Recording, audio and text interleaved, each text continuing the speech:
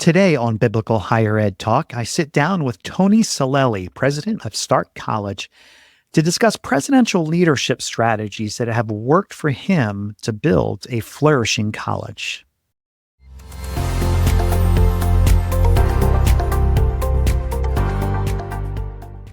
Thank you for tuning in today. I'm your host, Philip Dearborn, president of ABHE, and we are honored to have as our guest this week, Tony Celelli. Tony is the president of Stark College and Seminary down in Texas somewhere.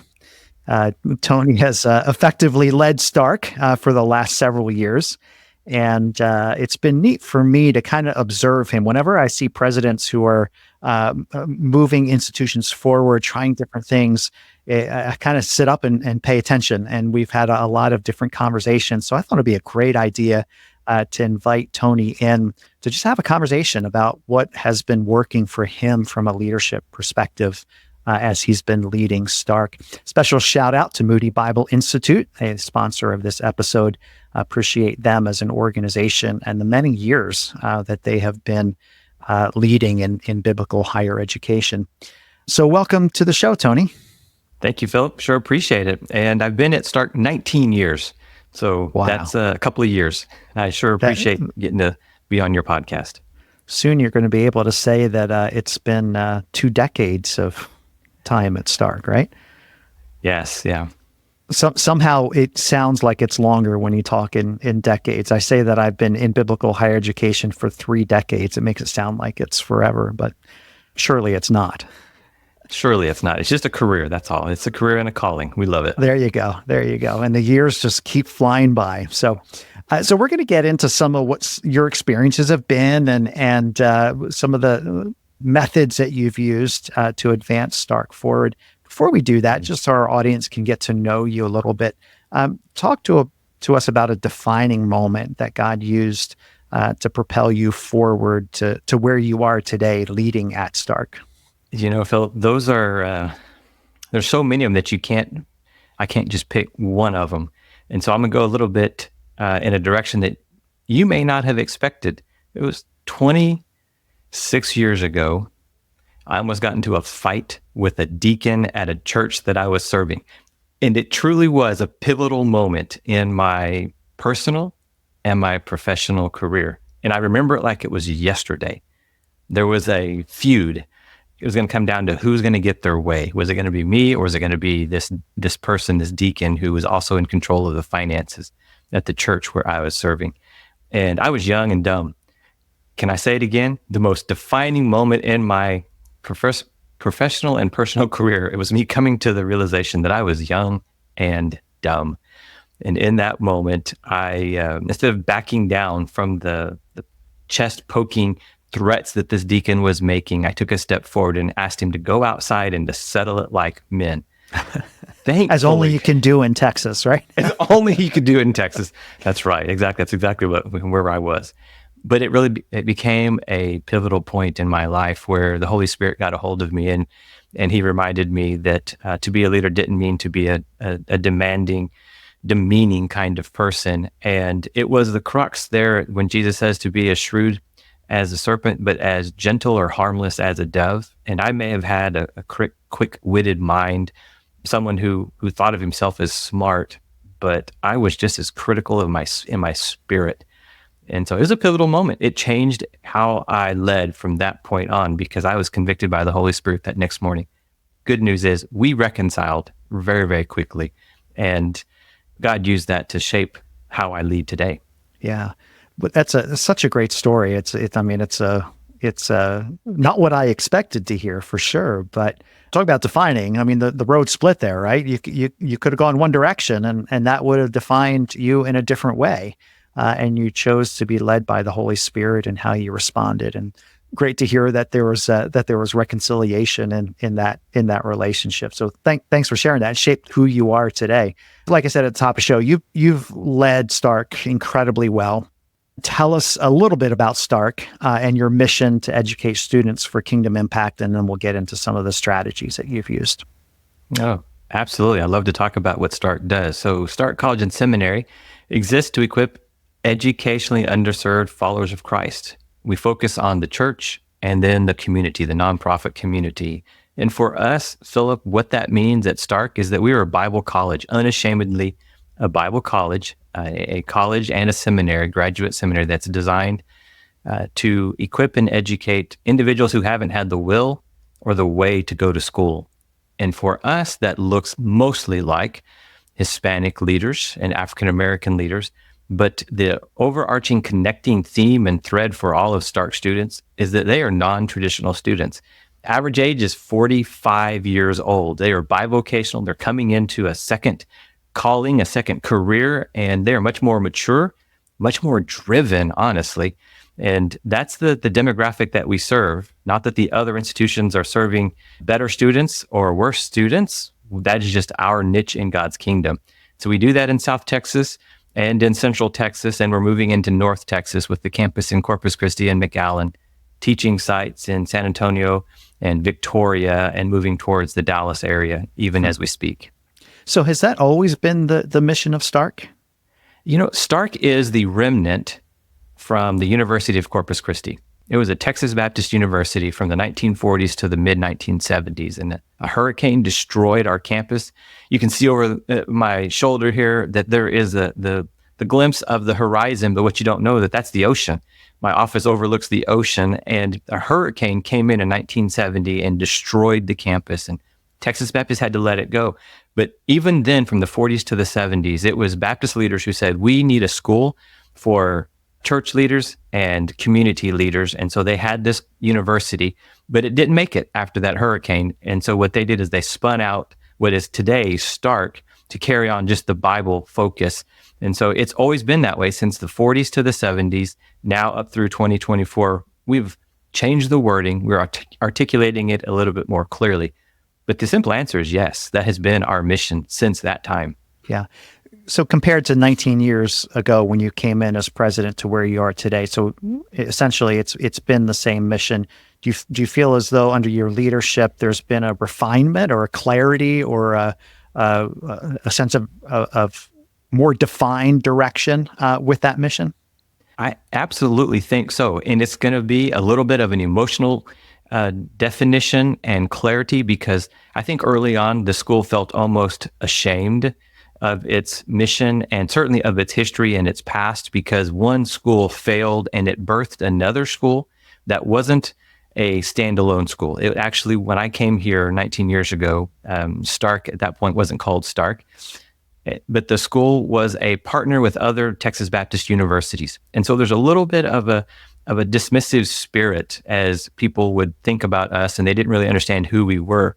But in the last, decade and a half, we've really been able to capture the original mission and vision.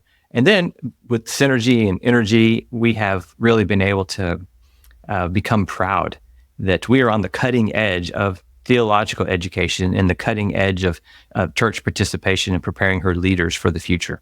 And that's a lot of hard work. And over those 19 years, moving from having an inferiority complex with the institutions around you to where you are today.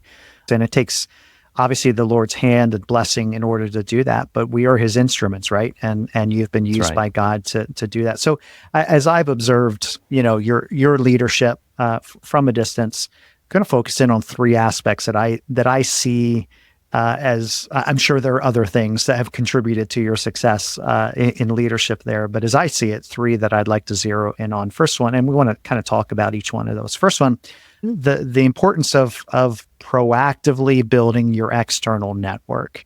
There are so many stakeholders who have interest in our colleges. How did you go about building that external network?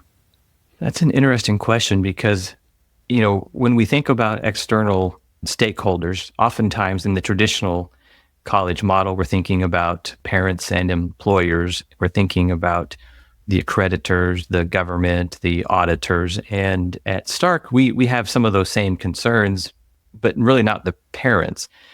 And so the one, I think, external stakeholder that meant the most to us and the one that has really driven us to be the most proactive has been what we think of as the employer, but I'm just going to call it what it is, and that is our students serve churches. And at the seminary, we exist for the local churches. so that they can have the kind of leaders. And so for me, it was crystallizing. That was the agency, the group, the organization, the calling behind all that we did is that we exist for God's kingdom, and God's kingdom as it is represented in a local church. So we have really doubled and tripled down. A lot of schools, they measure how many head count, how many students they have, how many hours that they're selling. Those are incredible metrics that obviously have to be measured. But at Stark, we measure the number of churches that we serve. And for us, serving a church means the churches that are sending us the men and the women from their church so that they will be a better equipped, sharper instrument for God's good and his glory in his church. The external stakeholder for us, it's the church. And we measure that very, very carefully, our relationship with them. Yeah, and I love that. And I've done it before on the show, won't do it now, where we could spend 5 minutes listing all of the external stakeholders, internal stakeholders, students, alumni, faculty, staff, board, government, local, all of them. And I love the fact that you've distilled it down to really one that's most important, and that's the church. Your institution serves the local church. Yeah, and based from our mission statement. Yeah. So that drives everything that we do. Yeah, yeah. And it's the heart of biblical higher education. And we go back historically, at the turn of the 1900s or even before that, where biblical higher education emerged out of the context of the church. What's amazing to me, it shouldn't be amazing, but an interesting observation, the institutions that are most healthy, and this is a general statement within biblical higher education, are those that have a pretty tight relationship with the church. That shouldn't surprise us, because there's only one mechanism, there's only one plan for this age, God's plan, and it's through the church, not through higher education, it's through the church. So it seems simple, but yet it's not, because I think there's so many competing voices out there that we want to measure, or we want to gauge success off of. But I love the fact that you measure success on the number of churches that you're connected with. Yes, yeah, we do, and it's a little bit unusual in our denominational family to be so overt like this. But I believe that's one of the ways in which we can be faithful to the calling that God's given us, faithful to the mission that we have, and it is the way in which we have defined success at Stark College and Seminary. And I love it. One of the external stakeholders that you don't even worry about is related to Title IV and funding and the whole FAFSA mess, because you all have chosen not to participate in Title IV. So why is that? That is a question that I get every time I go make a presentation about Stark is, are you guys eligible? Is there something wrong with you that you can't get it? And I remember, this is kind of funny, it was when we were going up for our initial accreditation with ABHE, and someone asked that question from the commission, and they almost asked it as if, well, why would you get accreditation unless you were pursuing Title IV funding? And for us, we just reminded them that we're pursuing accreditation for the accountability, for having a stronger institution. And, our history, our story comes from a fight over money with our denomination. And the institution has taken the posture and the position that we're just not going to fight over money. And we don't want to be told what we can and can't teach because of the threat of losing money. And so our business model is built entirely different than most other institutions in higher education. And, if we accepted Title IV, of course, our students are clearly eligible. They would get full rides, full FAFSA, full Pell grants because of their socioeconomic status. But we have just decided that is just not a burden that we want to saddle the institution or the student with. We don't want students to leave here with debt. And we certainly don't want to be manipulated or controlled by the federal government when it comes to our biblical values and standards. Yeah. And so it can be done. It can be done. It is fascinating when you look at the story of accreditation and peer review and all of the reasons why accreditation was put in place in the first place. And initially, it wasn't tied to money. It was for the reasons that you talk about of accountability and peer accountability, making sure that we're telling the public that, look, this institution meets standard and we validated that standard. And through the years, with the relationship with the U.S. Department of Education, Title IV, financial aid, that all kind of got intermixed. And yeah, there's an element of reality that one of the benefits of accreditation is access to Title IV funding. And for you to choose not to do it, I think says something pretty significant. The majority of institutions that are new to ABHE are choosing, even though they're eligible, are choosing not to take Title IV funding. Wow. And trying to figure out what that business model can look like. And you've been successful. So I said 3 observations. First one is external stakeholder. And you very clearly identified, yes, there are those out there, but the key one is the church, and that will always be central to your mission and what you do. That's fantastic. So the second thing that I've observed about your leadership is intentionally building your leadership team. I've had you present, I think, at least 2 times at an ABHE event about building that leadership team. Presidents, we know this, inherit a leadership team, but they quickly start to build out their own leadership team. Talk to us. What are some of the keys to your success in building a strong and effective leadership team? Well, I appreciate your definition of, or at least designation, that we have been successful. I need to be careful that I don't allow any kind of hubris to creep in there. But I do appreciate the fact that I have one of the most gifted and talented president cabinets and group of individuals that I get to work with on an everyday basis. I mean, I come to work because I love our team and I love our mission. If I had to crystallize what is it that has differentiated Stark from other places that I have worked, it's that we've been able to find the mix of people that are clearly humble, hungry, and smart. This is not my designation or my genius. This was Patrick Lencioni. He wrote a book called The Ideal Team Player many years ago, and man, but when he came out with those 3 values of humble, hungry, smart, I realized that's it. That's what differentiates Stark from being a small group that could literally start changing the world in South Texas and now moving throughout the state, from other institutions that just seem to struggle and flounder as they're trying to move their mission forward. But for us, we want team members who are humble. And humble is the narrow road with 2 ditches. I'm a country boy at heart. And when you drive down a cliche dirt road, you have the center part of the road and you have a ditch on either side. And the problem with humility is that it's a narrow road with a ditch of arrogance on one side and clearly a underappreciation for your calling and your gifting on the other side. And so we oftentimes think that if we tell everybody how poor we are or how bad we are, that's being humble. Absolutely not. It's still being focused on self. And so at Stark, I want leaders who stop focusing on self and focus on others. That's humble. Hungry, take the initiative. We actually have a test that if you're going to ever work at Stark, we lay some trash in your path that you're going to walk past or you're going to sit down in an interview. And we see if you're willing to pick it up. Because in our mind, that's going to show us a sign of both your humility. Can you do that? And second, will you take the initiative to do something that's not necessarily in your purview? And so our team here, they're very, very hungry. They want to accomplish the mission. Now, we got to be careful. We're oftentimes type A driven folks, and we will be obsessive compulsive about our work and our schedules. And so we build in how we can have an appropriate level of disengagement. And we actually put those safeguards in to protect everybody.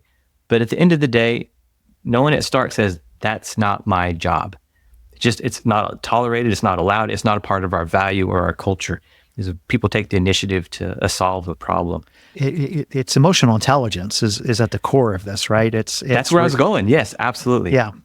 Emotional intelligence, that's the smart part. You'd expect higher education folks to be really driven IQ, high IQs, but we've discovered it's oftentimes the EQ. It's the emotional intelligence. Yeah. Can they read other people? Can they be compassionate and sensitive? I think that's what makes us successful. Yeah, and being able to read situations, it's reading people, reading situations. It's not very scholarly, but when I was at a college, the term I used it was the normal factor. Like when we're hiring people, not that I'm going to be best friends with them all the time, but am I comfortable just bringing them to my home and having a nice evening and a relaxed conversation? It's the normal factor. And there's so many things, especially in higher education, that we're hiring for degrees and experience and knowledge and smarts, but can they relate? Which I think is such a critical piece in our sector of higher education because we're about discipleship. We're about Yes. life on life. We're about modeling for students. And what exactly is it that we're modeling? Are we modeling smarts and scholarship and knowledge? And yeah, some aspects of that. But at the end of the day, do they have normal relationships that they can function and have that emotional intelligence to see when there's a need that I'm actually addressing that need? And I've seen it where we have this false dichotomy where it's either or. You have to be really, really smart, and we just accept that you're going to be a little bit deficient when it comes to emotional intelligence. Or we've seen people we think that people are really, really emotionally intelligent that don't have a high level of competency within their particular discipline. And we just decided at Stark, no, it's both and. It's both and. We grow our own, we train our own, we spend an inordinate amount of time talking about how to grow in your humility and in your hunger and initiative, and clearly within your emotional intelligence. Yeah. One of the things, and you didn't mention it, I'll mention it, your leadership team is very diverse, which I like because it represents the student base that you're actually meeting, right? So that's represented not only on your leadership, but also among your faculty and staff members. Yeah, we actually make all of our organization match the ethnic demographics of our student body. And so if our student body is predominantly Hispanic and then African American and then Anglo, that's what we try to match internally with our faculty and trustees and with the groups that work here. And that's hard work. That's something that you probably never quite arrive at. And you're trying to balance everything else with that, right? And bringing in those people that fit with the student base that you have, because there's a cultural element that's at play. I just had a podcast where we're talking about the military, reaching the military, and Carlos Serrano was the guest, and talking about you just can't recruit from the military and bring them in, and they're going to just mainstream as students into your normal college life. There's a culture that's part of the military, and you've got to have staff members who understand that culture when you're recruiting those students into that context. And I think the same thing is true with you.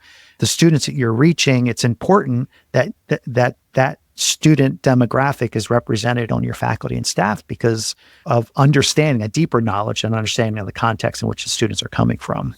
Yeah. Our students come with two fears, fear and doubt. They come automatically assuming that they can't do this because they haven't been able to do it and they've not had a way to do it. And so we want our faculty to look like them and stand before them and call them and say, you can do this. That's great. So I said there are three. So we talked about the external, the church. So we talked about intentionally building your leadership team. Third one is effectively using data in decision making. Your board and leadership teams are regularly data informed with a dashboard that you created. It's phenomenal the effort that you've put into it and the data that produces. So talk to us about the importance of having that data when it comes time to make decisions. Well, credit needs to go where credit is due, and that is ABHE has a governance training program for trustees that if your institution or these other institutions haven't participated, Philip, just use me as an advertisement board. We are better because of that preparation and that training that we did many years ago. We were in one of the initial cohorts, our trustees were. But in that cohort, we learned to identify key performance indicators, and we also everybody talks about dashboards, and we know what a dashboard is from our vehicle. It tells us the condition of our engine, if our tires are flat, if the engine's running hot. It tells us what direction we're turning with indicators. And so we looked around all the different ways in which we could have a dashboard, and we could not find one that would gather every single department, all of the key performance indicators, and crystallize it in a way in which would be visually represented. Because we know you measure what matters. You measure what matters. And for us, we wanted to know how we were doing, and not just internally. The administration, president, they kind of know, but it's a different level to let the trustees know on a real-time active basis. A lot of my early years of being president was I would give presentations to the trustees, and it would happen like 2 or 3 times, 4 times a year. And that was about it. Well, now our trustees can go in every Monday at 5:00, 5:05 p.m., and they can look and see exactly how we were doing from all of the indicators, the 42 indicators that they have determined are the most valuable or most interesting to watch trends. And so we have both real-time, like a snapshot data that they can see, as well as longitudinal data, and it's interactive. And so, at the end of the day, we don't want to be arguing about details. We don't want to be arguing about facts. How many of us have been involved in a conversation where we can't even agree on the facts? Well, this takes all of that argument out, and then you start talking proactively about implications and results. And so that is what's made us so much more effective as a board, is that we don't spend time hearing reports anymore. We spend time in generative thought, asking the question behind the question, or looking where the trajectory is headed, and that's where we want to go.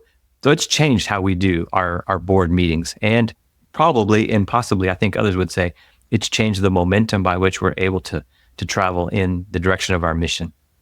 Yeah, and so you obviously didn't start with 42 indicators, right? No. Data points. Tell us how you started and how you built up to that 42. The way we started is we just went through every department asking what was something that was really important in that area. And through the governance training, honestly, that was a helpful mental exercise to start writing them down, jotting them down. And if you're not careful, you can get bogged down in those details, and that becomes paralyzing. We may have 42 KPIs that we're monitoring and measuring, but there's 9, just like your dashboard on your car, that are by far the most critical. And it's on the first page as the trustees click into it. And so you think about the engine health of your car, and you could have a high output vehicle or engine, but if your tires are flat, you're not going anywhere. And so we crystallized it down to about 9 different key performance indicators that are just snapshot worthy. Yeah. I draw the distinction between data-driven and data-informed decisions, where I think a lot of times, and it speaks to the paralysis that you talked about, paralysis by analysis, where you just have so much data that, and it becomes overwhelming, or you allow data to be the reigning element to make a decision. Whereas a data-informed decision is you're going into something eyes wide open and knowing, okay, so this is what the data says. So we're not going to argue about that. That gives the truth to the table. But we're going to make this decision, even though the data may say this, but here's our justification for that. Where data informs the decision that you're making. It's not necessarily driving the decision that you're making. Yeah. And it just makes, because we have this dashboard, it allows us to get to the informed decisions faster. Yeah. Because oftentimes variables interact with each other. Mm-hmm. It'd be nice if every variable was, discrete, had nice little close boundaries, but they always bleed over towards each other. And with our dashboard, we're able to see that interconnection because we worked really hard at crystallizing that in some pictorial ways. So it is truly, we're getting to the point now where it's no longer analysis by paralysis or paralysis by analysis. Yeah. We're actually getting to where, okay, now this information coupled with that information helps us go this direction. Yeah. And you can't underestimate the power of trend data, where I think a lot of times we do point in time, and data is good point in time. You got to start somewhere, right? You do, but it's measured backwards. The power of data is, okay, so what's our trend line over the last 5 years? So that, if an indicator is lagging low, that you don't just suddenly panic because it's low. Well, actually, we find out that it's always low for the last 5 years and this month. So, okay, we'll keep an eye on it, but we're not going to panic and overreact because that data point is down because we're seeing a trend line. As you know, there's a difference between lagging indicators and leading indicators. Yeah. Until you have all the information in front of you represented pictorially, you oftentimes can't tell what's what. Yeah.